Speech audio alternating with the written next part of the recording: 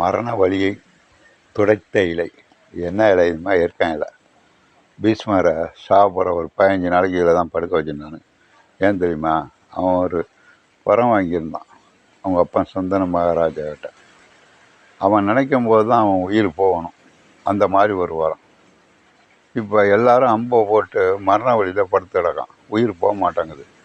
கிருஷ்ண பரமாத்மாவை கேட்குறானோ, ஏன் அவன் உயிர் போக மாட்டாங்குதுன்னு. அவன் நினச்சாதான் போகும். உடனே பீஷ்மர்கிட்ட போய் கேட்குறான், எப்போ அவன் உயிர் போகணும்னு நினைக்கிறார். அது மார்கழி மாதம் சண்டை அமாவாசை அன்னைக்கு தொடங்குறது.